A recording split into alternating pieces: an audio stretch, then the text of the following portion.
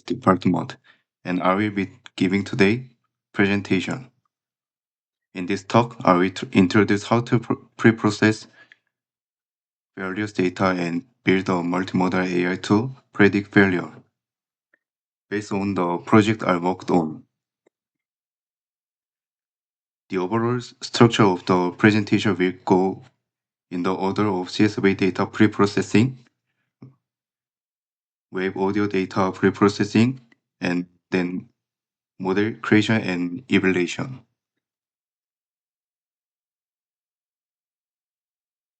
First, I talk about the CSV data pre-processing. Properly pre-processing raw data is crucial to improve the efficiency of AI model training and obtain new features that help with model predictions. The CSV data I uses include current and temperature values. By looking at the distribution graph of the normal data, I found that temperature and current are evenly distributed, whereas the abnormal data show little change or current despite varying temperatures. From this, I was able to establish a new criterion for determining whether the current lies within a specific range when certain data is input, making it easier to separate abnormal data while considering the margin of error. Also, if the scales of the feature differ greatly, those with larger values can have a disproportionately large impact on the model during training. Therefore, I applied normalization so that all features would fall within a similar range, thus promoting stable convergence.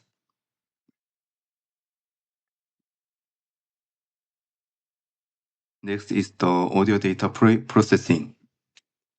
After converting the audio signal into a time amplitude graph, I noticed that many data points were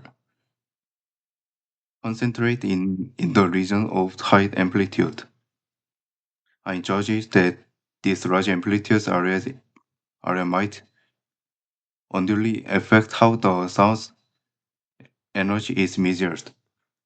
So I perform clipping within a certain amplitude range, which results in some modification to the audio. Rather than using only the waveform graph, I believe it would be more advantageous to divide various features into final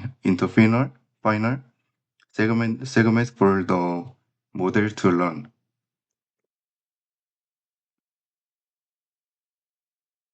After that, I converted the audio from the time domain to the time frequency domain. Instead of using a general spectrogram, I uses a Merz spectrogram which applies a Merz scale reflecting human auditory characteristics. It provides higher resolution in lower frequency range and lower resolution in higher frequency range.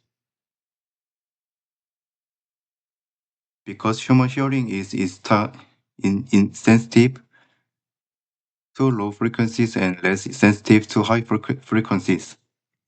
Using a Merz spectrogram can help reduce the impact of noise as noise often concentrates in the high frequency range. However, since the high frequency characteristics can become blurred, I further apply a log transformation to highlight important feature in the low frequency range. Checking the resulting image, I saw that the low frequency region was expanded to a low transformation.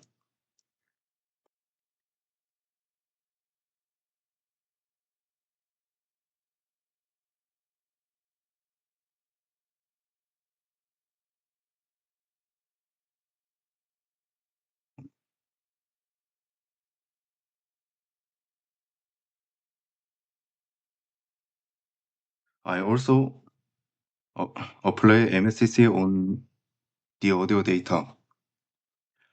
Like the Merz factorial MSCC transform frequencies based on the Merz scale, making it possible to extract frequency, information, and energy distribution from the audio signal.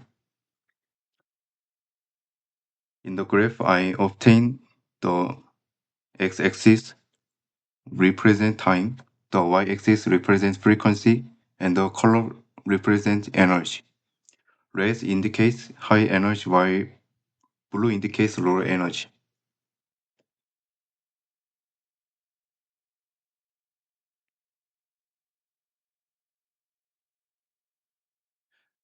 I then applied delta MSCC, which captured the temporal rate of change of the MCC by calculating the difference between the MCC values of the previous and subsequent frame for each frame, while MCC contains relatively static information.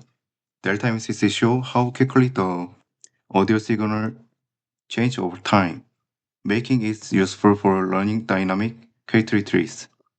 This allows the model to learn changing patterns and helps capture and reflect momentary noise or signal distortion. In the figures column map, red show where the energy in increasing and blue show where it is decreasing.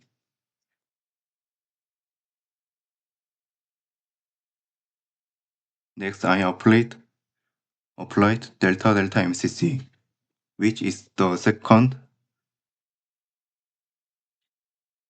derivative capturing the rate of change of the delta MCC itself.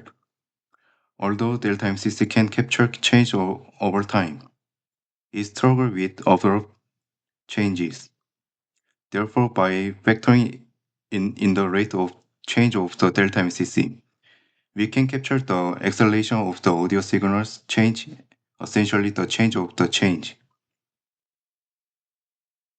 In the figure column map, red indicates areas where energy is increasing rapidly, and blue increased areas where energy is decreasing rapidly.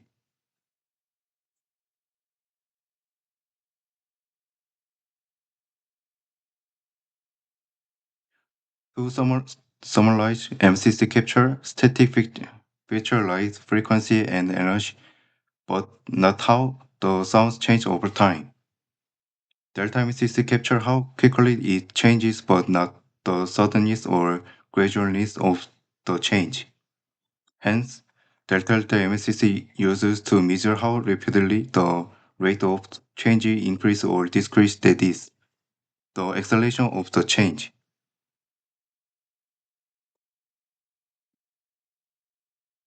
Now, let's move on the model creation process. I use a standard artificial neural network for the CSV data and CNN model for the web files. Here I employed modules such as residual blocks and squeeze and excitation blocks, and ultimately measured the two pathways to perform binary classification by applying a sigmoid function at the output layer.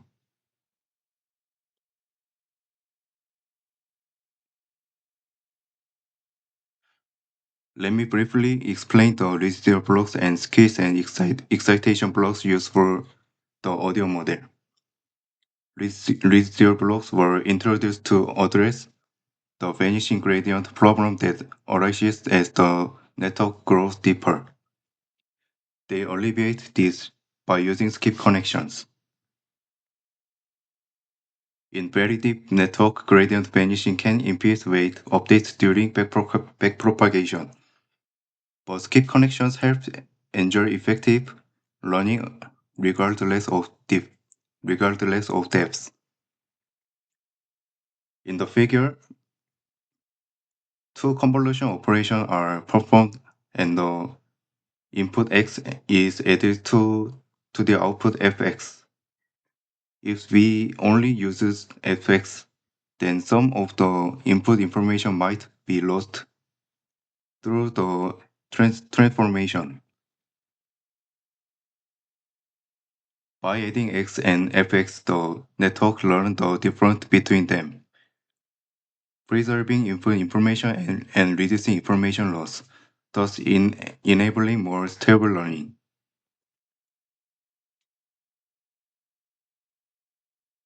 Next is the squeeze and excitation block.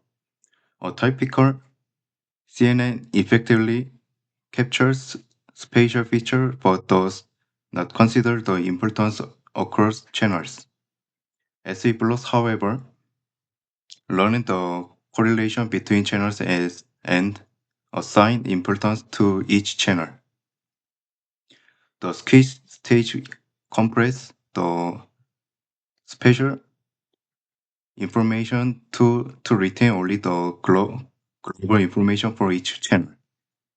Then, in the excitation stage, this global information is used to learn the importance of each channel. Summarizing, the residual block stabilizes network training while the SA block accounts for channel importance. Applying this block allows the model to learn audio data more effectively and stable.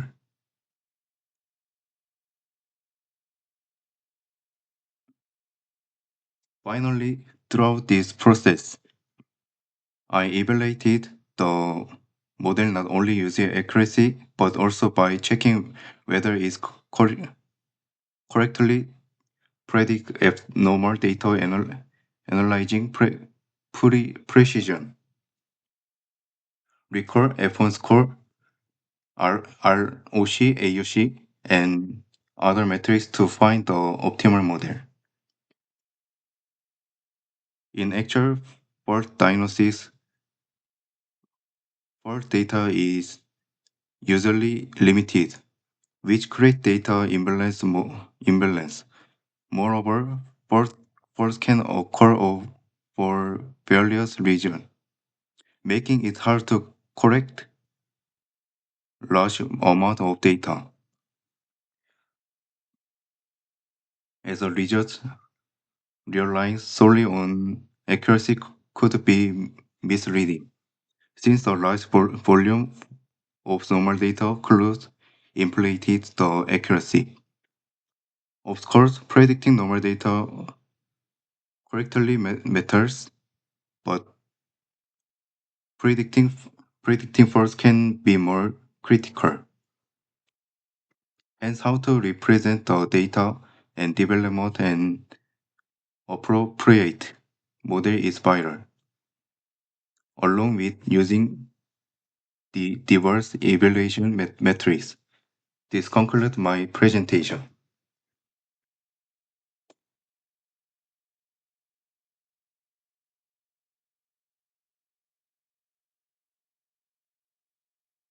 So